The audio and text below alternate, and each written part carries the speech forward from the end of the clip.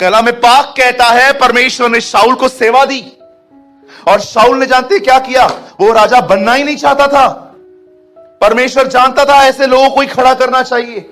आप पूरा इतिहास पढ़ो बाइबल का। यिर्मयाह को प्रभु कहता है, जा, मैंने तुझे जाति जाति के लिए भविष्यवक्ता बनाया है। यिर्मयाह कहता है, मैं तो बच्चा हूं, मुझे बोलना नहीं आता। परमेश्वर मूसा को कहता है, जा, इन्हें छुड़ा। वो कहता है, मैं तो बद्दा हूं, मैं बोल नहीं सकता। आप पढ़ के देखिए बाइबल के इतिहास को। उन लोगों को उठाया गया जो कभी एक्चुअली लीडर बनना ही नहीं चाहते थे।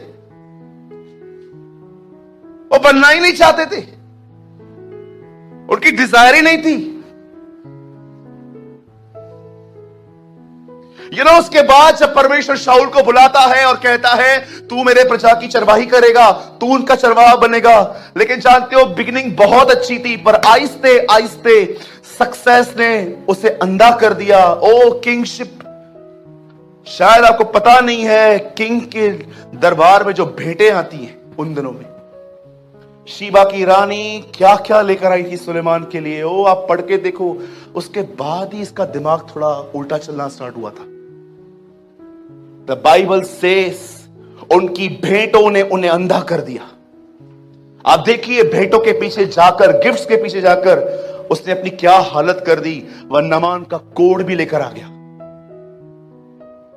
कभी चीजों के पीछे क्रेजी होना कभी मत सीखिए, कभी भी नहीं। हमेशा याद रखिए, हम सिर्फ नरक डिजर्व करते थे। आज भी मैं कहता हूं, मैं सिर्फ नरक डिजर्व करता हूं। जो कुछ मिले उसका धन्यवाद। लेकिन जो लोग सोचते ना, ओ मैं ये डिजर्व नहीं करता, उन्हें कोई चीज संतुष्ट नहीं कर सकती।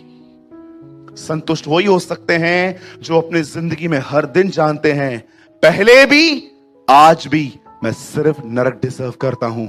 ये उसकी दया है कि उसने मुझे कपड़े दिए, ये उसकी दया है कि उसने मुझे थोड़े पैसे दिए हैं, ये उसकी दया है कि उसने मुझे खाना दिया है।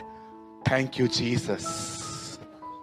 लेकिन जो लोग सोचते हैं, ओ मैंने पढ़ाई की है, मैंने ये किया है, मैंने वो किया है, oh I deserve the best. Brother, मैं आपको बोलना चाहता हूं, आपने खुदा को आज तक उसकी दया को नहीं समझा।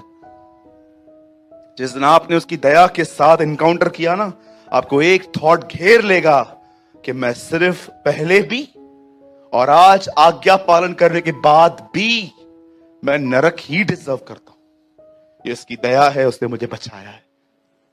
Always appreciate the mercy of God.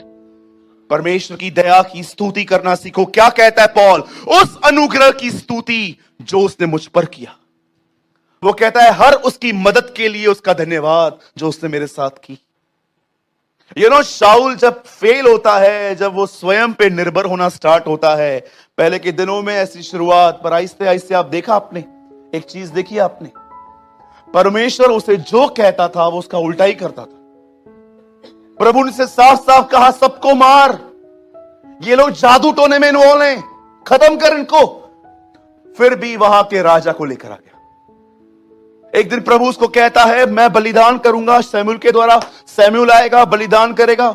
लिखा है प्रजा के लोग यहां वहां हो रहे थे, सब घर जा रहे थे। इसने बोला, रुको रुको रुको, इसने काट दिया। एक टाइम ऐसा आया, वो स्वयं को अधिक समझने लगा, स्वयं पे निर्भर होने लगा। तब परमेश्वर ने कहा, घर भेज भाई इसको, चल मैं एक नया चरवाहा स्टार्ट करूंगा, मैं एक नई लीडरशिप स्टार्ट करूंगा। आपने पढ़ा होगा, परमेश्वर ने एली की गर्दन तोड़ी थी। गर्दन हमेशा लीडरशिप की एक चित्र है। मसीह कलीसिया का सर है, हम उसकी देह हैं। एली कुर्सी से गिरा और उसकी गर्दन टूटी। ये एक प्रोफेसी थी इजराइल के लिए कि ओल्ड चरवाहे अब जा रहे, अब नए चरवाहे आएंगे जो परमेश्वर की चराई करेंगे, उसके लोगों को चराएंगे। और उसके बाद खुदावन का कलाम कहता है, एक समय ऐसा आया, अब सामने देखिए, एक समय ऐसा आया जब परमेश्वर ने शाऊल की जगह दाऊद को दी। दाऊद का जब अभिषेक हुआ तो वो बहुत छोटा सा लड़का था। इतिहास ऐसा बताता है कि वो 18 साल का भी नहीं था, पर परमेश्वर उसका अभिषेक किया। हमेशा याद रखिए, ये मत सोचिए कि परमेश्वर का अभिषेक जो है वो सिर्फ विशेष लोगों के लिए होता है।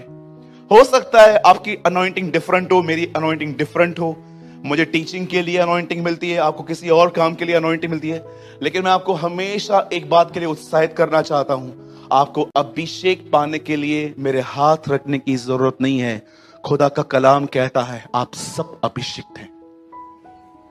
आइए अपना हाथ उठाइए और कहिए मैं अनॉइंटेड हूं, कहिए मैं अभिषिक्त हूं, दानवों से लड़ने के लिए मेरा अभिषेक किया गया है। यस, आइए सामने देखिए। एक दिन परमेश्वर दाऊद का अभिषेक करता है और आप सभी जानते हैं अभिषेक पाने के बाद प्रभु उससे राजा 13 साल बाद बनाता है। क्यों?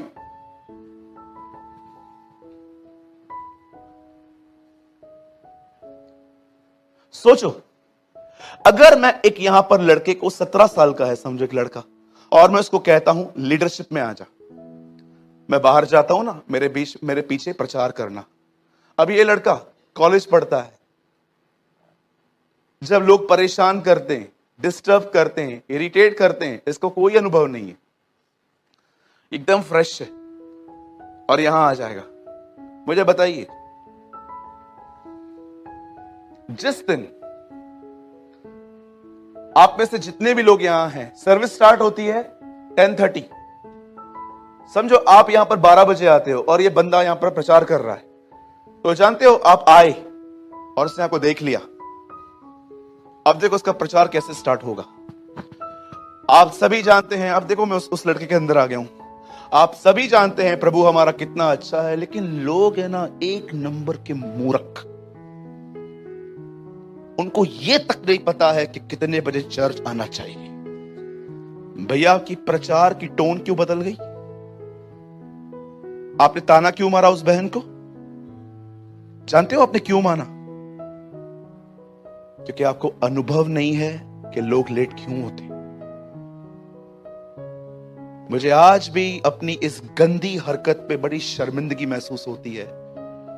मेरे ओल्ड चर्च में एक बहन आती थी, प्रभु मुझे माफ करे, मैं ये कभी मूर्खताएं फिर से न दोहराऊं। हमारे ओल्ड चर्च में एक बहन आती थी, वो हमेशा 8:40 को चर्च पहुंचती थी। 9, सवा 9 बजे हमारी मिनिस्ट्री पूरी हो जाती थी। एक दिन मैंने उसको 9 बजे आते हुए देखा और इतना साफ था, जब भी वो आती थी उसको हमेशा ऑफिस का यूनिफॉर्म पहना हुआ रहता था।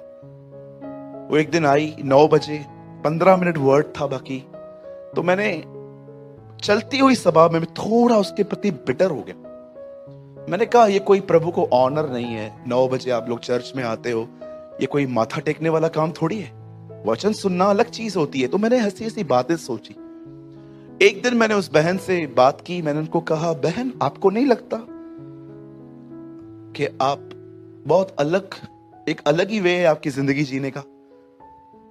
वो बेचारी चुपचाप से सुन रही थी मेरी बातें। मैंने कहा ये ठीक नहीं है, आप 9 बजे चर्च में आते हो, 8:45 बजे अपनी मर्जी है, चर्च 7 o'clock लगता है, और कौन सा हम चर्च में रोज मिलते हैं, हफ्ते में 2 दिन ही मिलते हैं हम, आपको आना चाहिए, ये वो मैंने मूर्खों की तरह 15 मिनट भाषण दिए उसको।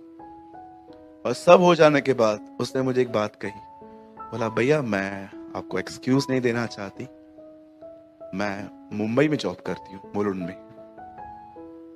मैं जहां पर जॉब करती हूँ ना, वो मेरा काम ही 9 बजे पूरा होता है। बोलती है हाथ पैर जोड़ के मैंने बॉस को मनवाया कि जिस दिन मेरी चर्च होती है मुझे जल्दी छुट्टी मिलेगी। मेरे बॉस ने बोला 7 o'clock तो काम रहता है, बहुत सारे लोग आते हैं, ड्रेसेस दिखानी है। बुटीक में काम करती थी वो। चलो एक काम करो, मैं आपको 6 बजे नहीं छोड़ सकता, आप एक काम करो 7:30 निकला करो। 7:30 वो मुझे बता रही थी, मैं दौड़ के ट्रेन पकड़ती हूँ, उल्लासनगर स्टेशन पे उतरती हूँ, वहां से रिक्शा पकड़ती हूँ और बोलती है ब्रदर ये जो वॉच वाला है ना जो आपके बाहर, वहां से लेके आपके चर्च तक से 100 मीटर का रास्ता है, वो दौड़ के आती हूं कि अंत के 15 मिनट को सुन पाऊं। मैं जब उस बहन को सुन रहा था ना, मैंने घर पे जाके नाक रगड़े, ये देखिए ऐसे। मैंने कहा प्रभु मैं इतना मूर्ख कैसे हो सकता हूं? मैं किसी की मजबूरी नहीं समझ रहा, मैं उसको जज कर रहा हूं।